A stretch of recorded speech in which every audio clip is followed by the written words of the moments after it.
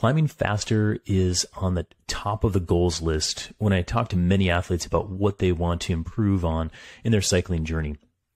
If you're preparing for any event like gravel races, road races, most mountain bike races, and really anything that's not a flat criterium or something on a velodrome, improving your hill climb ability is going to increase your performance for that event. So I thought it'd be a natural fit to round out that 3-part series of how to get faster here on the Train Right podcast by talking specifically about how to climb faster. It's been a few weeks longer than I'd planned to get this 3rd part wrapped up, but I'm glad to be doing so today. If you missed the parts 1 and 2, no worries. Just scroll back in your podcast feed and you'll find them. But don't worry, you don't have to have listened to those to enjoy the show today. So keep listening now as we meet our guest and learn how to climb faster. Jill Patterson is an athlete I work with here in Washington, D.C. She's become a really great friend who I train with, race with, and I also coach. She won the We Do Hill Climb Challenge back in 2021, if people were following that, multiple GFNY Grand Fondos, and is the current U.S. Grand Fondo National Champion. As you can deduce from this shortened list of all of her achievements in the sport, you can tell that she's pretty good at pedaling uphill. So Jill, welcome to the show. Thank you, Adam. I'm so happy to be a guest today. Yeah, I'm happy that you're here, and finally we get to record this thing. So for our listeners who don't know much about you, can you share who you are and what you do? Okay, sure. So I started road biking about 13 years ago when I was living in Japan, and I started with touring, and there was a group ride there. And as I got faster, I dipped my feet into racing, and hill climbs are very popular there. So I did a lot of hill climbing races. And then after a few years, I joined a women's team, and I traveled with them to races all over Japan. And I actually got to go to a few international UCI stage races very early in my racing career. And that was just a great opportunity. I learned a lot from that. But I also, at that time, really didn't know about proper training. I didn't have a coach, and I wasn't really doing it in a good or sustainable way. And I burned out. So in 2016, I moved back from Japan. I'd been there about 10 years. And then I moved to the US with the intention of basically giving up cycling, just doing it as a hobby. And I moved to Washington, D.C., and I had no idea coming here that it was going to be such a cycling mecca. And I quickly got sucked up into the group rides. I realized there were a lot of very talented and strong riders here. And they kind of encouraged me, and I discovered Gran Fondos. I did a few races, and I just absolutely fell in love with the Gran Fondo format. And so I kind of fell back in love with cycling, and I had intended to stop, but I definitely did not. And then I hired a coach, got much better. I studied about cycling. My level really started to improve compared to where I was in Japan. And then I thought, let's take all this knowledge and experience. And I became a coach myself. And about a year ago, I made the jump to full-time coaching, and that's where I am now. Very cool. And yeah, to your point, when I first moved here to DC, I was like, it's over, man. I'm going to sell my bikes and just become the fat internet coach. I tell that to people whenever they ask me, how's DC? That's what I tell them. But, what you hit on was just that, the cycling community here is huge. There's a fast group ride every single day of the week, and it is a cycling mecca. So if anybody is in DC or wants to come check it out, hit up Jill and I, and we'll take you out on all the good, fun group rides. So, but thanks for that intro on you, Jill. And, for our audience, we're just starting to scratch the surface of what kind of Jill does and knows about hill climbing. So we'll get into that here in a second. But I want to do a quick shout out for a mutual friend, fanboy, fellow coach out there who I met this year. His name's Lee Sandstead. And he's a follower and listener of the Train Right podcast. And we just randomly met at Amateur Nationals. We talked for over an hour about all the things. That guy has a ton of energy. And then I learned too that he's a really good friend of you, Jill, right? Yeah. Lee is fantastic. I've known him and worked with him for years. So Lee, if you're tuning in, thank you for listening, and thank you for being awesome and have a ton of energy for this sport. So I just wanted to throw that shout out there. So, all right, now let's get on to the show here, Jill. Let's talk about how to climb faster.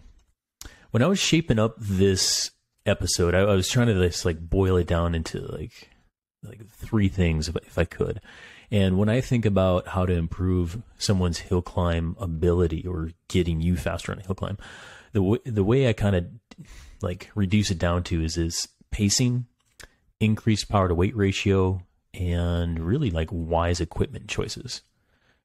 Is there anything that you'd want to add to that? Yeah, so I think those are the important ones, but just in general, I would say knowledge. And I would say knowledge of 2 things. First, you need to know the hills you're doing. You know, are they 5 minutes? Are they 20 minutes? Are they steep? Are they not quite so steep? Are they undulating? So the more knowledge you have of the terrain or the hill you're attacking, the better.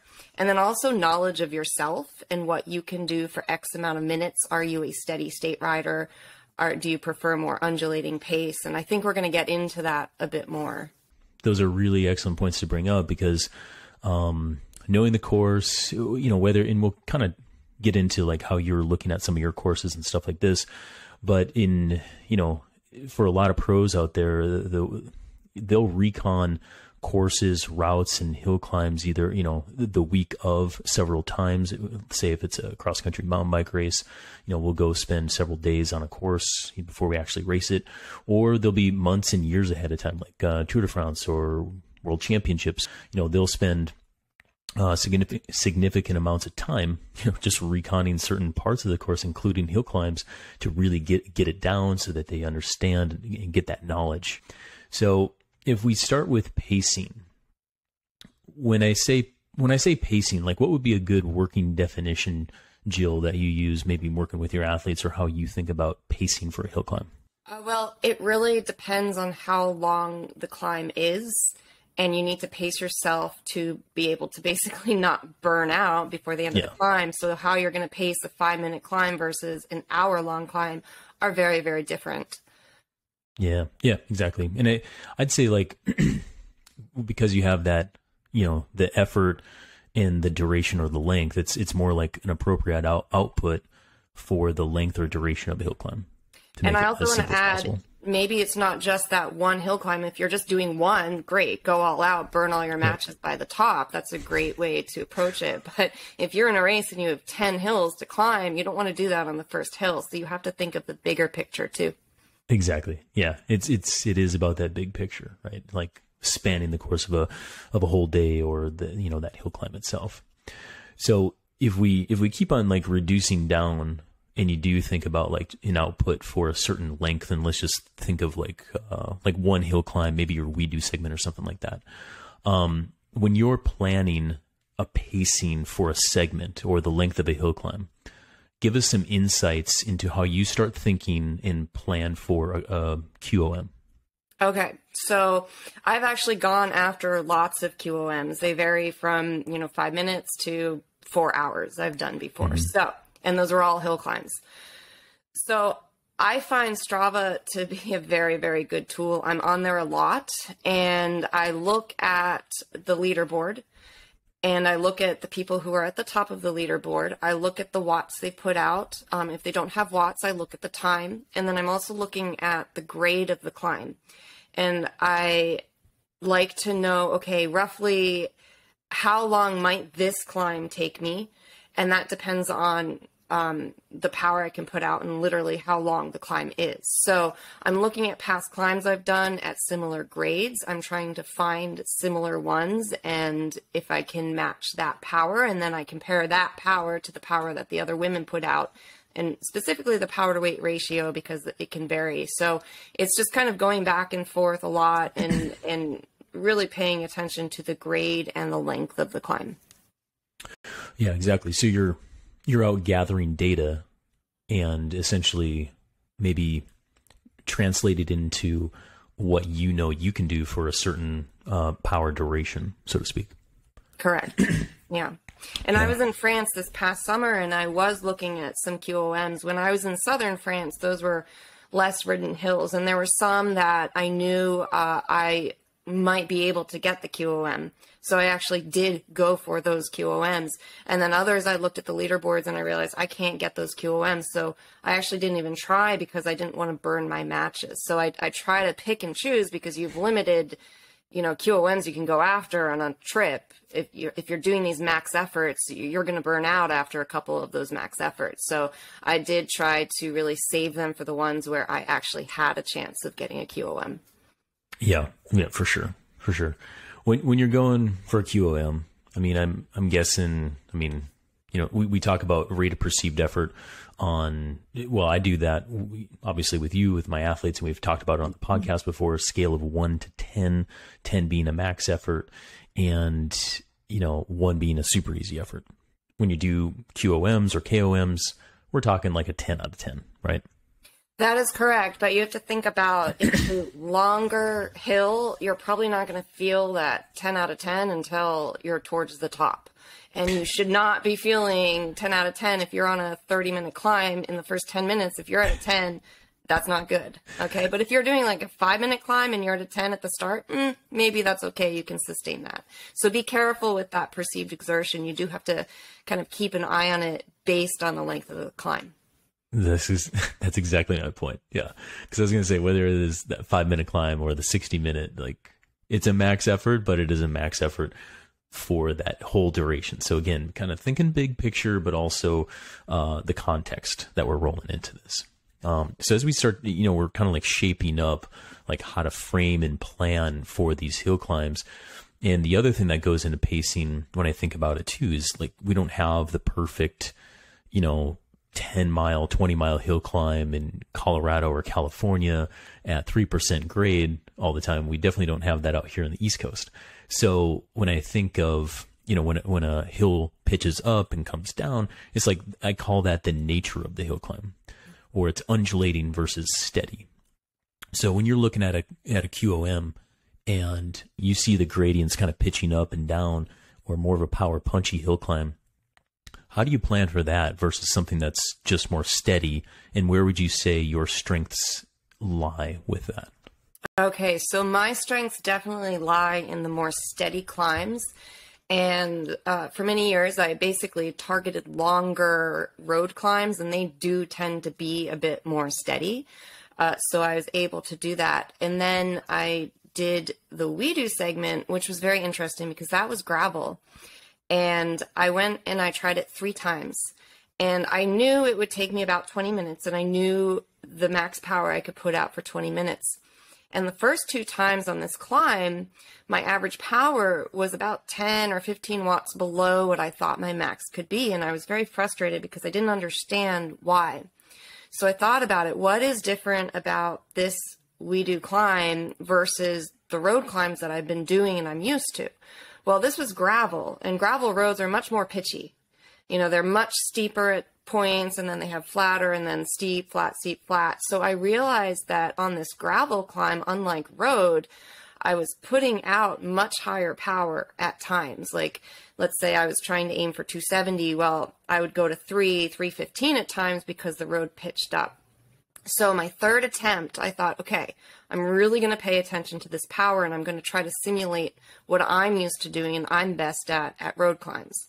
And so even when it went really steep and I felt like, I could put out higher power, I really checked myself, and I really tried to stay close to that average goal of 270.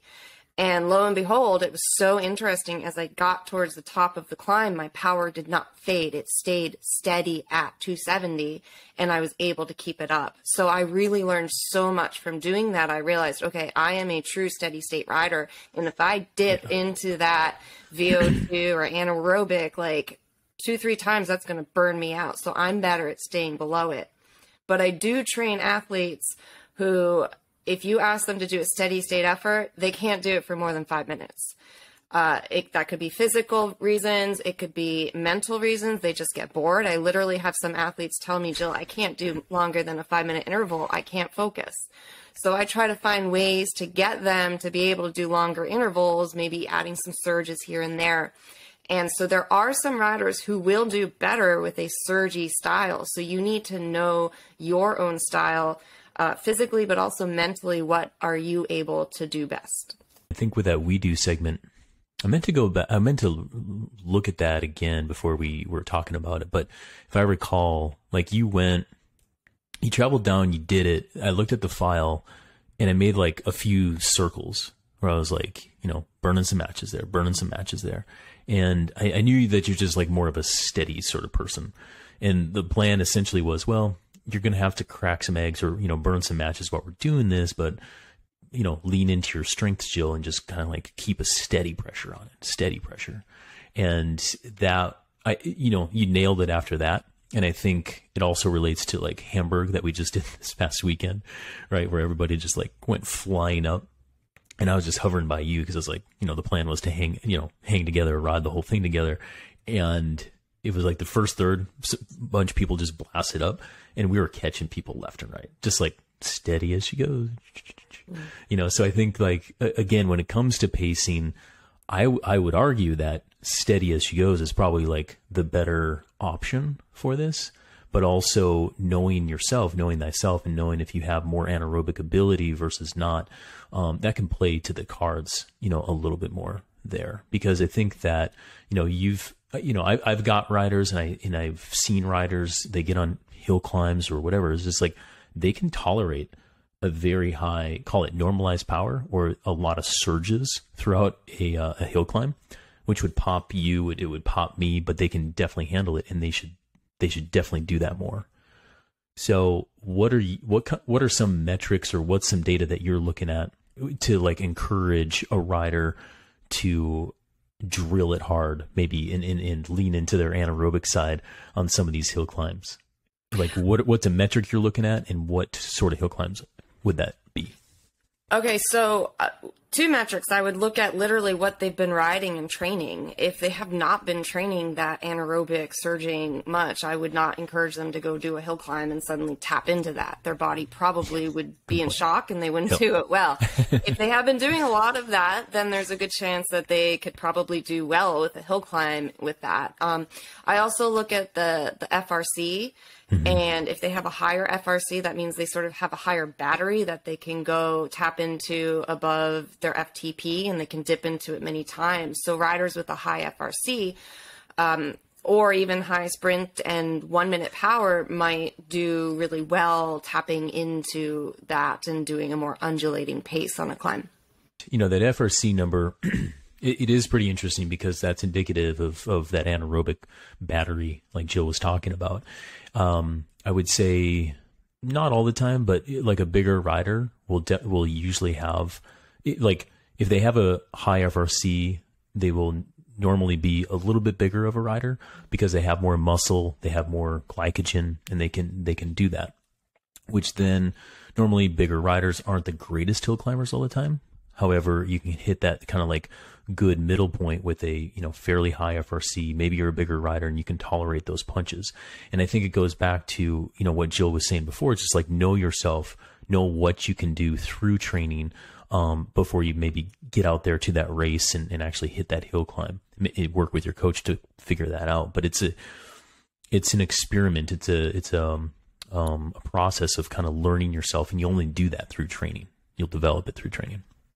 And I do want to bring up the point that it is super important to know these hill climbs and kind of know the pace of the group. If you are trying in a race, trying to keep up with people, once you drop, you're dropped and your train is gone. So you basically, if you're racing, you want to stay with your group. And if they're surging over and over, you might not have the choice to steady pace it, even if that's your preferred style. So know that well ahead of time and train to the conditions that you're likely to find in the race. Yep. That's really good advice. So quick little side note on pacing, because you might not always know the course. You might not always have all the information on the hill climb.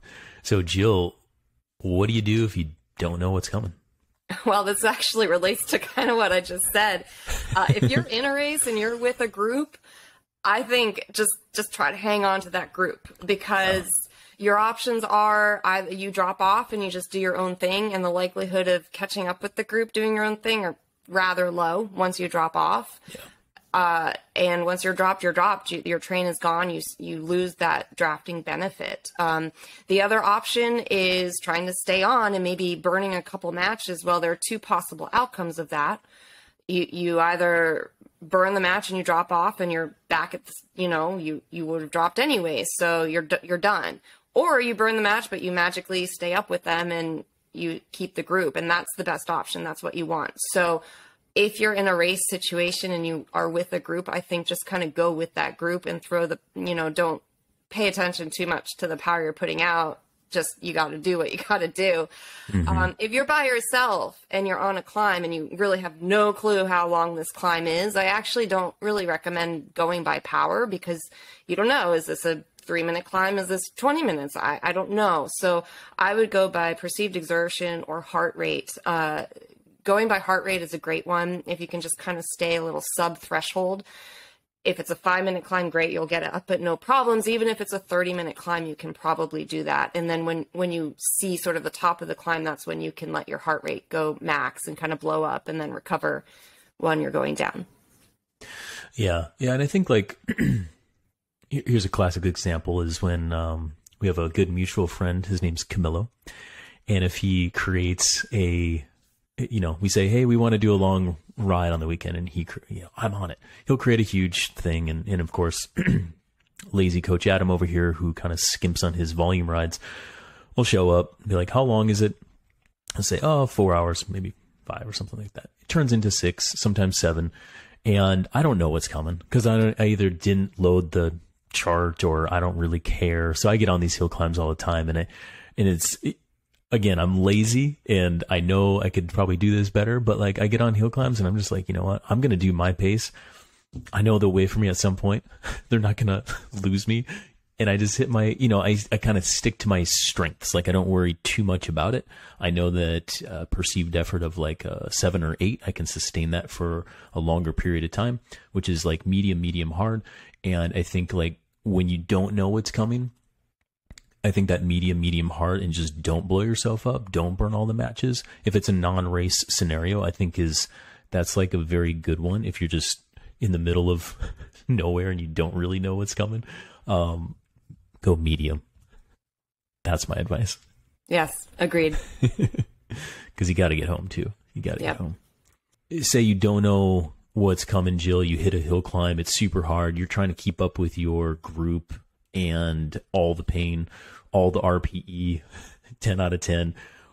How do you manage that within yourself as you're going on a hill climb?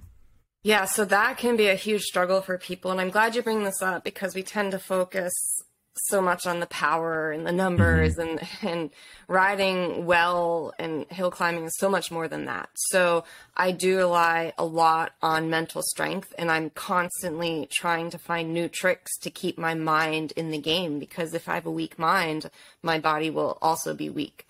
So sometimes I'm just super aware of everything. I'm looking at the power. I'm looking at my heart rate. I'm feeling what I'm feeling, and I'm just totally in tune with it. But sometimes I benefit even more from just checking out and blocking all of that, because if I'm in pain and it's hurting, it's actually can be detrimental for me to focus on that pain. So sometimes I'm just trying to distract myself completely and almost get the Zen state of like, I'm breathing hard, my heart is pounding, but I'm unaware of it. And that buys me, maybe 30 seconds, maybe a couple minutes, depending. Yeah. I'm always trying to break the climb up into smaller goals or chunks. Sometimes I'll look at like a tree up ahead and say, just get to that tree. Okay. And when I get to that tree, I look at the next tree. I'm like, get to that tree. And that really helps you keep away sort of that panicky feeling of, oh my gosh, I have to do this for another 20 minutes. Well, no. Okay. Do it for 5 and then do it for 5 more. And actually I used this when I was doing the We Do segment. It was very hard, and I knew by the last 5 minutes, I was just going to be kind of like out of my mind, like, please make this end. So I used my water bottles to mark the course, and I was waiting to see those bottles, and I just thought, get to that first bottle. And then once I got to that first bottle, it was almost like this security blanket of, okay, I got there. And then I was like, okay, get to the next bottle. Once I got to that next bottle, I knew, oh, you're almost at the top. And that really helped me mentally break it down into smaller chunks so I didn't freak out prematurely and ruin my effort. And then just be creative, because there are different things you can do, like just scan your body, relax muscles you're not using. There was a time when I realized that when I was breathing hard, I was kind of like, and that was closing up my throat. So I was like, okay, make more of an O shape with my mouth. And so I was breathing more like, and that actually opened my throat and I could get more oxygen in. So it's amazing the little tricks that you can find if you're somewhat creative in your experimentation and outlook. Yeah. Yeah. That's really great advice. I mean, I think chunking things, into smaller chunks or chunking it out. I mean, that's really good advice, especially with huge hill climbs, 60-minute hill climbs that you'll experience out west in the United States or in France, something like that. And I do think that, these kind of breathing and awareness of yourself, that's really what you're talking about through these, this mental toughness. I really don't think people are born that way. I think that in sport anyway, you need to experience, the suffering that I think hill climb on a bike, offers you. And you have to lean into that suck. You have to lean into that suffering a little bit and enjoy the pain to get there. And then I think from there is born that awareness of your body, when you're scanning, how am I doing head to toes, basically. And when I'm doing training camps with athletes and we're doing hill climb stuff, I'm scanning them as well, because I'm observing their breathing. I'm observing their upper body, their lower body. And I'm checking on cadence. I'm checking on how hard are they gripping the bars. If they're white knuckling their bars and they're hyperventilating, it's like, all right, breathe, loose, wiggle your fingers. And I just these little cues, and I do catch that in myself too. If I'm drilling it up a hill climb, I'll think, okay, wiggle the fingers, breathe. All these little mantras just to get you to relax a little bit so that your legs can do the work. Cadence, and we'll talk more about cadence in a bit, but you should just be dancing on those pedals, and when you can focus on your breathing and you're aware of your body doing that full body scan, it really helps you to manage the suffering throughout. And you can only do that through training. We're talking about it on a podcast. It's a little bit more philosophical. You actually have to just go out there, try it, re-listen to this podcast and go try it again. All right. So let's get into kind of less philosophical and kind of into some of the numbers and things like this. So number two that I talked about was increasing your power to weight ratio. And I want to at first kind of set the stage of what that weight actually is, and then focus on a thing that we kind of just talk about in the sport of cycling in terms of what that weight kind of is for the rider. So when I'm thinking about a weight or power to weight ratio, I want you to think about the whole system weight. And that's the mass of your person, your bike, and whatever else you're carrying up that hill climb. So Jill, what's other stuff that people are carrying up the hill climb on their bike? Other stuff, it could be a jacket, water, food, saddlebags, spare tubes. It could be your tires. Some tires are lighter, some are heavier. It could be the literal equipment. Do you have carbon versus alloy? Is your stem, super heavy? Even your wheel set. Some wheel sets are really heavy. Some are not at all. Portable Bluetooth speaker. Yeah, anything, really anything you were carrying. When I did the We Do segment, because a lot was on the line and I knew every ounce counted, I actually removed the water bottle cages from my bike, and anything that was extra that I didn't need, I took off. And I didn't carry anything in my pockets. I didn't even carry tools because it was just an up and down segment. I figured, well, if I get a flat tire, I'm done anyways, so I'll just walk down. So I bought myself a couple of seconds that way, but I know that's a special situation, but I do find some riders tend to just kind of pack for the apocalypse on their bikes, and they're just carrying a lot of stuff, and they could really pare down on what they're carrying and thus climb faster. So real quick, I think we should clarify the We Do segment a little bit, because taking water bottle cages off, that can sound a little cray-cray, but There was. So what was on the line for this? Like, what did you win for it? Yeah, so there was a lot on the line. This is not your typical ride. I have never taken my water bottle cages off before. I won't do that again. I need my water. No, there was $10,000 on the line. So that was worth it for taking off my cages. Yes. Yes. And I think you had to carry your phone up though, right? Because you had to take a picture at the top. Yeah. They were very strict on the rules, and I wanted to make sure I did everything right. So one of the rules was take a picture at the top. So really my phone was the only extra thing I was carrying. Yeah. Did you take your phone case off as well? Just to show I should have. Just no. Kidding. Could have gone faster. Yeah. Yeah. So, I think my point here is like, the point that we're trying to make is there's a lot of extra stuff that people can carry up on a bike or carry through a course while they're doing an event or they're just out there training on a regular basis. And I want people to think, it's somewhere in between the we do segment and ditching your water bottle cages to the apocalypse person that, packs for everything, because you carry so much and you're going to go really slow on hill climbs. You carry not enough and you're going to dehydrate, right? So my point here is start to think more critically about the stuff that you're always carrying. Make sure it's adequate, but not excessive. And it's going to dovetail into some of this other like power to weight ratio stuff that we're talking about. Because normally when we're talking about power to weight ratios, you hear a lot of like what power to weight for 20 minutes or power to weight that you're pumping out on Zwift and all this kind of stuff. It's usually pertaining to just like the mass of the rider, the weight of the rider to the power that they're pumping out divided by the mass of the rider. So all of it kind of hinges back to like an FTP implication of sorts, meaning if you increase your FTP and keep your body weight the same, you'll increase your power to weight ratio and therefore you'll likely go faster uphill. Meanwhile, if you don't change your FTP, but you chuck a water bottle, you're going to lighten up and could go a little bit faster. So that's when we're talking power to weight. This is what we're talking about. So you don't have to chuck everything off your bike to get faster to go uphill. Kind of like what we were saying. You can get faster going uphill through training, and that's usually because we're increasing your functional threshold power or your FTP.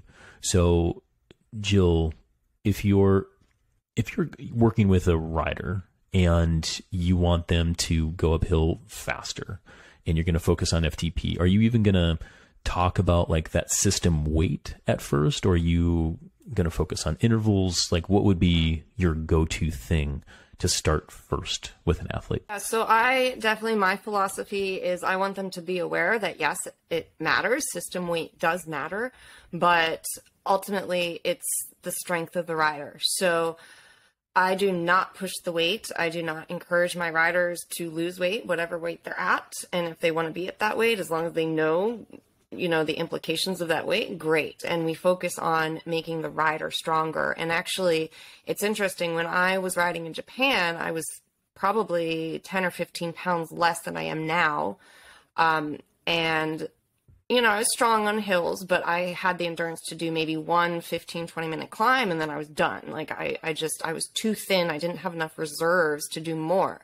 Interestingly, I gained weight moving back to America. A lot of that was muscle weight. So I got heavier, but I also got stronger. So ultimately I was heavier, but going up faster on these climbs. And also my repeatability was much better. So I don't want people to get overly concerned with weight. Weight does matter, but it's not the end all be all.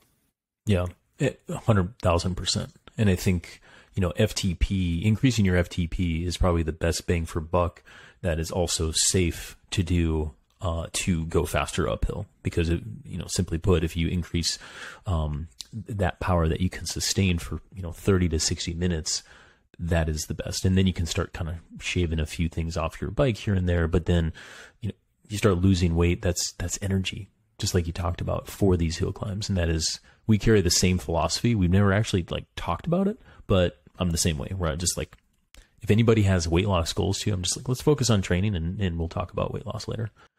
And I also think that when somebody wants to say increase their power to weight ratio and they tell me that, I also think about it in the way of like intensive FTP training or extensive FTP training, which on the podcast, we've talked about that metric called time to exhaustion, or TTE. And Jill, I guess I'll ask you the question is, if you have somebody who's looking to increase their power to weight ratio, is there, like, how do you determine if you just want to increase the FTP number, or if you want to train them to just like hold it longer? It really depends on what their goals are. A crit rider really only needs to hold it up to 60 minutes. So if they're already close to that, maybe instead of focusing on extending the time at power, I'm going to focus on increasing that power. Or a climber who really just wants to hit certain QOMs, and they're below 60 minutes, then I'm going to focus more on increasing the power.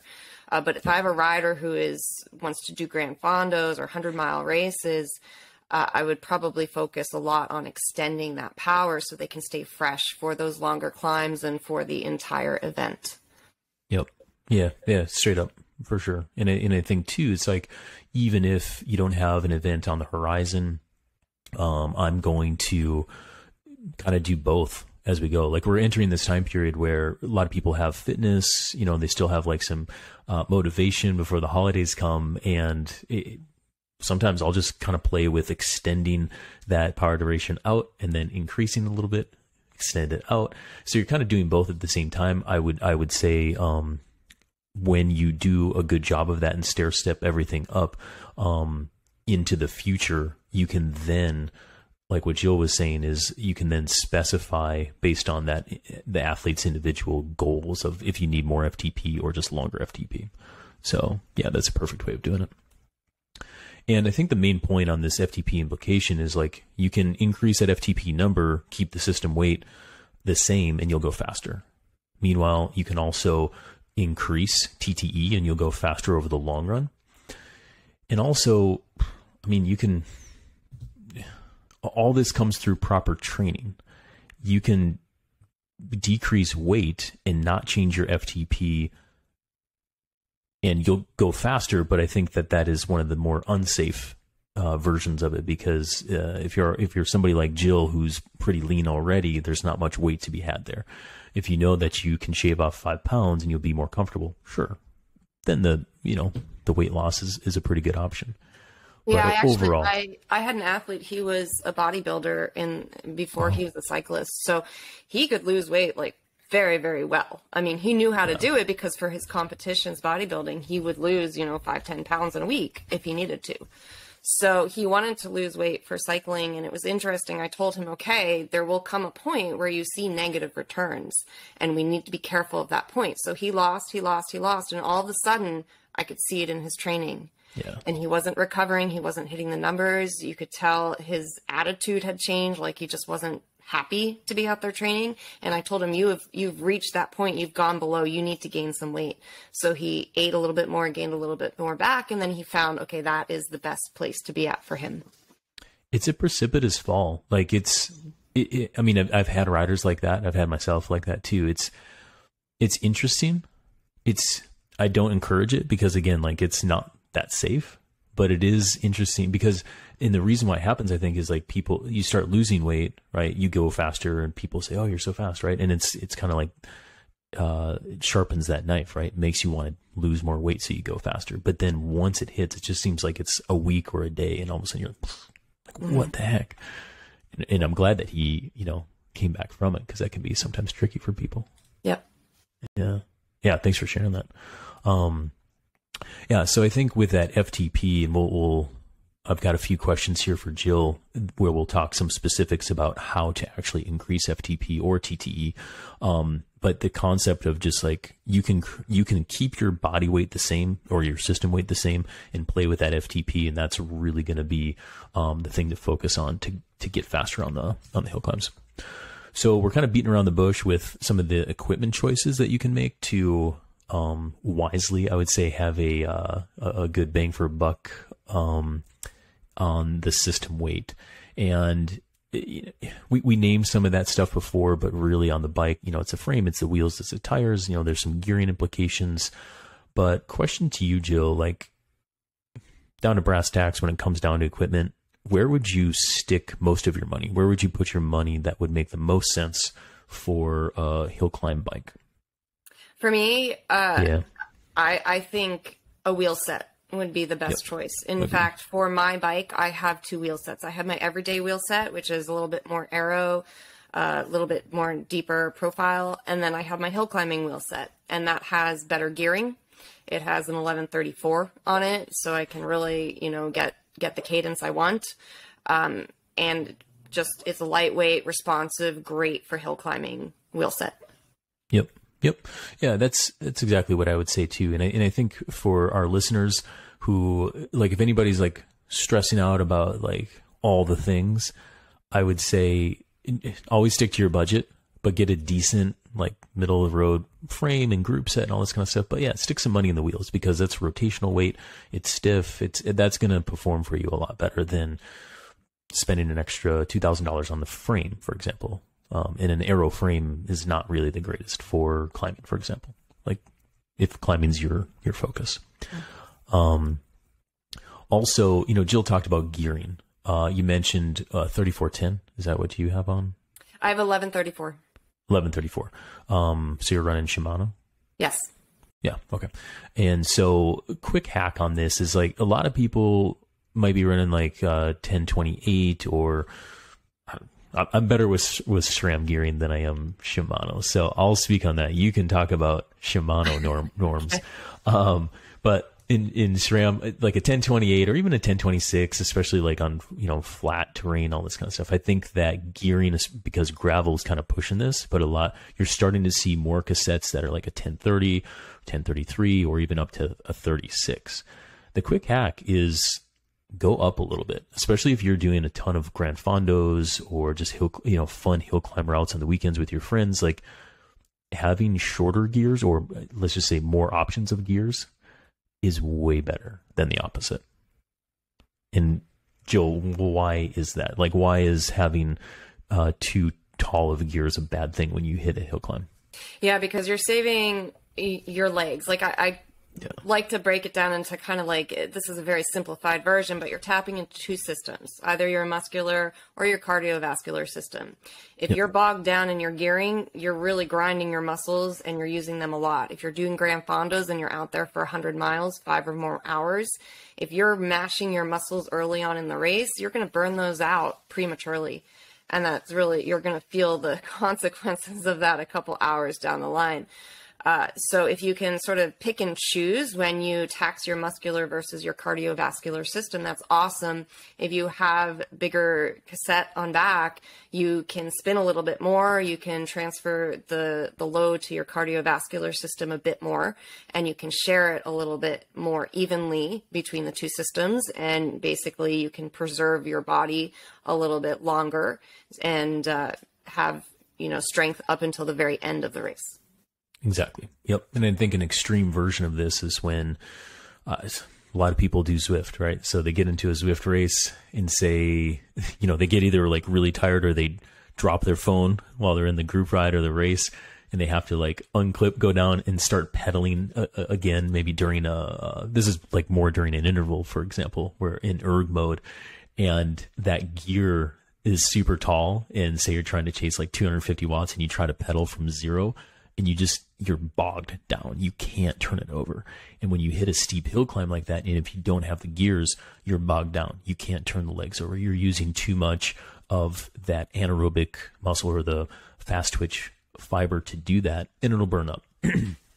And that's why having more gears to stay aerobic for longer is a far better choice. And so if anybody who wants to improve their hill climb ability and they're like, oh, what gearing? I already have a nice pair of wheels. Like, what else can I do? If you're running a 28 on the rear, go up to a 30, go up to a 33. Like, that's a very cheap way of doing it. So let's put this into action here. The question to you, Jill, is like, if I start training today, how long will it take for me to become a better hill climber?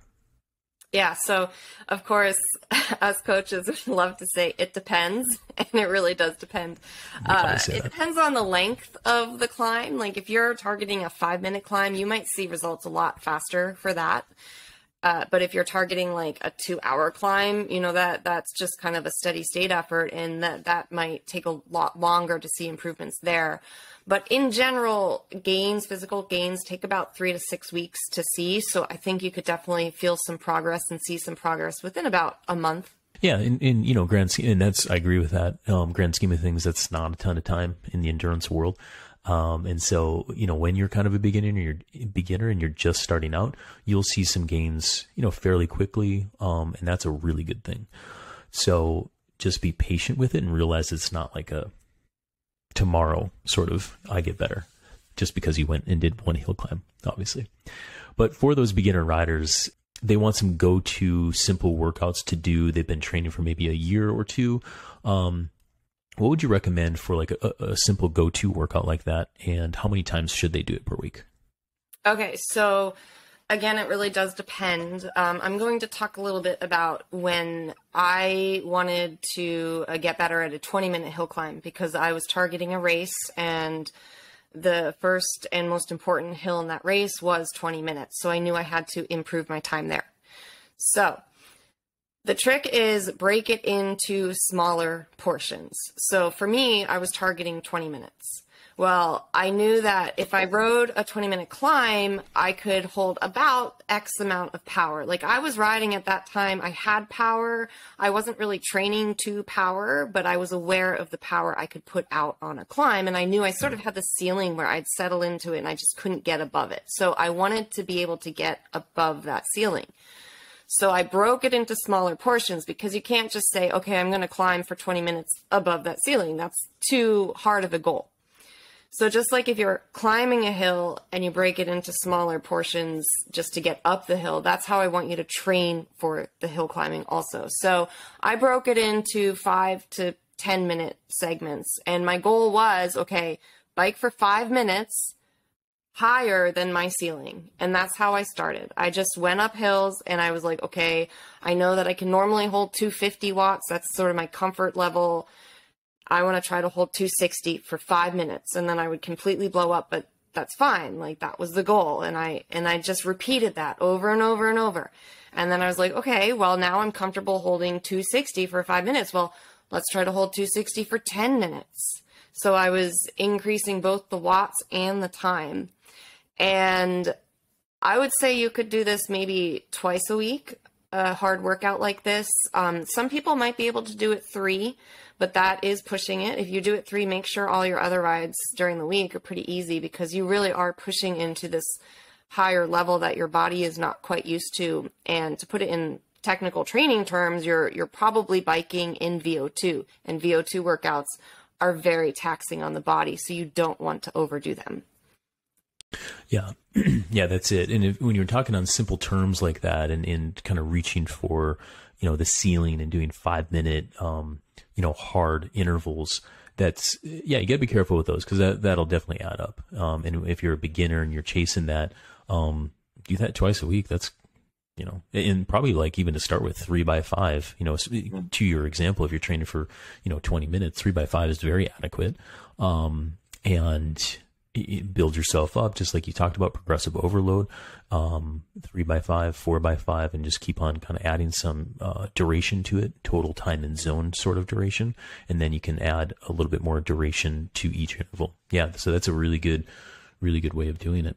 The final question I have for you is for the advanced rider. And as you're working with some of your athletes, but I'm also like just thinking of when I first started working with you, because this is like an advanced rider that wants to improve their hill climb ability. How do we do that? Right. You kind of came to me and was like, here's my goals. How do we do it? And I want you to chime in here for a second, but as I'm just sitting here talking about it, it wasn't dissimilar from what you just described about when you first started out, because you recognized that there was some sort of ceiling going on, or some maximum. And you needed to break it down into smaller stuff to essentially raise that ceiling, right? And go better for 20 minutes.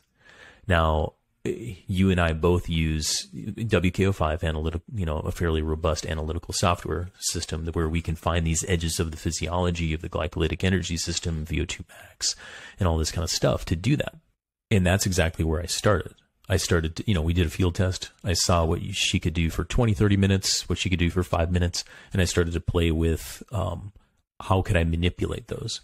And for you, Jill, the tricky part is you love riding your bike, right? And so you want to do more and more and more always. So reining you back is, real shocker for people listening to us. I mean, that's a challenge.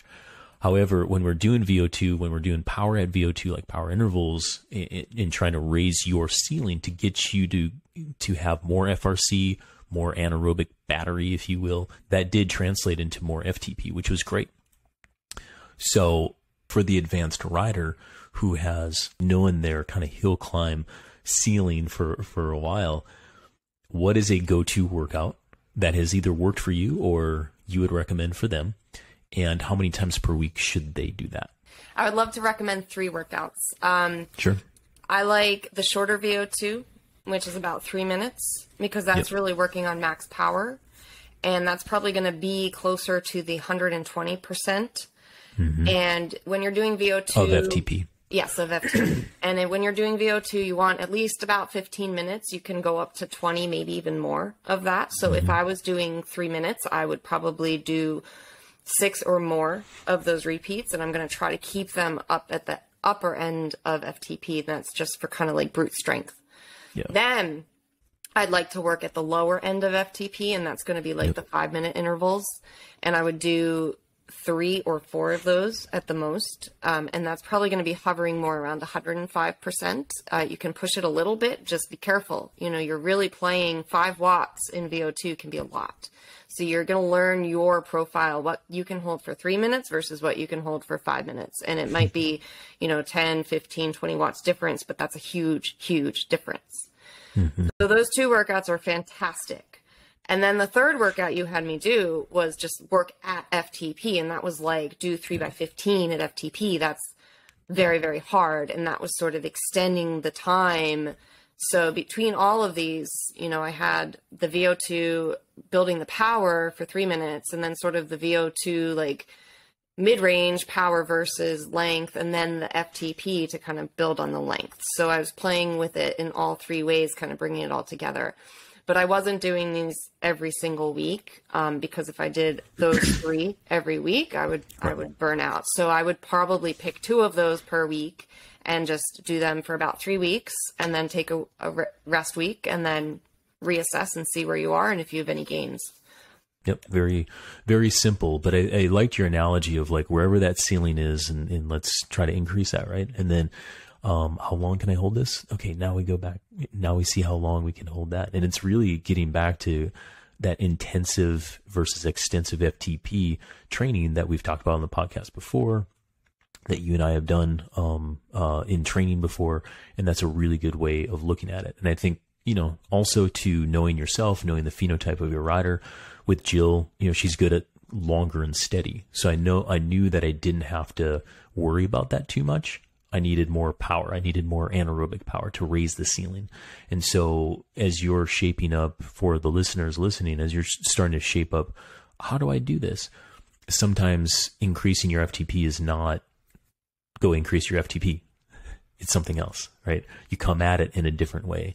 Oftentimes for an advanced rider, increasing your VO2 or power of VO2 max is a very effective way to do that in conjunction with keeping some volume up. So yeah, I want to cue it all up and give some of those real world examples, as well as, some examples coming at a different angle from a different coach, for this hill climb ability. I think with Jill too, the way she thinks about hill climbs is very different than myself. I will roll into a hill climb and get through it. Jill will analyze the crap out of it and win $10,000 for it. So, she's a far better hill climber than I am. But climbing's that elusive skill that requires a lot. It requires a lot of fitness, a lot of suffering, like we talked about, and it requires a lot of practice to get better at it. Anyone can improve it, and it's a very good skill to have it refined when you go into really any event that has a hill in it, and that's super long and has a ton of hills in it. So today we talked about, the quickest way to go faster up hills to maybe scoop some weight off of the total system of your bike. You know, if you're doing short hill climbs like Jill did, you know, throw some bottles off, or make some intelligent decisions when it comes to buying wheels or the frame or something like that. That'll only get you so far, though. You need to train, and that will be the biggest bang for the buck when it comes to increasing FTP or the power to weight ratio to help you go uphill faster. So also, don't forget just getting to know yourself, breathing awareness, and checking in with yourself on that hill climb kind of in that moment, and refining that process, your self-talk, to get through that and develop that mental toughness. Those are all super huge, powerful aspects to refine to become a really good hill climber. So kind of jammed all that in there, Jill, but any final words of encouragement to our listeners before they go out and start climbing more hills? Yeah, I think the best way to get better at climbing is just to go out and climb. I think a lot of people are very intimidated by it, and it's easy to make excuses and avoid doing it and just kind of hope you get better at it. But really the best way to get better is to just go out and climb. And I think also making that commitment, once you make that commitment, you will see results if you are patient and you work at it. So just remember, it will take some time, but you will see results. And then my last piece of advice is keep it fun and experiment with it. So don't get just entirely bogged down in the numbers. It's not just about the power numbers. There are a lot of things you can improve to make your climbing better that are not just getting stronger. So for example, you can actually train yourself to climb easy up a hill. A lot of people don't know how to climb and go easy. So if they can go easy, then they can snag some recovery while they're climbing. And then that can extend their power on the climb in the long run. Experiment with higher cadence versus lower cadence, sliding your butt back in the saddle, sliding it forward. How does that affect your pedaling, standing climbing, seated climbing, pushing your legs versus pulling your legs?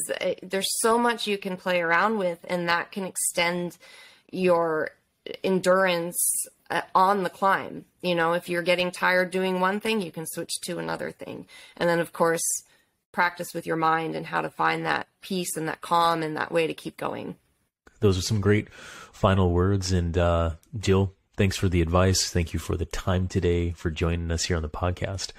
But before we go, if our listeners want to follow your journey on all the Fondos and hill climb adventures, where can they find you? You can check on my website, Jill Patterson Cycling. Just Google that, or you can find me on Instagram. Again, Jill Patterson Cycling. You can find me on Facebook under Jill Patterson, and then Strava is a big one. You can follow my adventures, Jill Patterson. There you go. And I think they can probably find you on Zwift too, come the fall, winter, right? Maybe. I had Zwift. I no longer have Zwift. I might have Zwift again at some point. Okay. Well, no pressure. No pressure. But if you want to ride virtually with Jill, follow her on all the things that she said, and you'll probably find a virtual ride with her too. So, Jill, we're coming into your off season, so enjoy some time away from all the intervals that I give you. But let's still ride together. And thanks again for taking time to share your hill climb knowledge with us on the Train Rant Podcast. Yeah, thanks so much, Adam.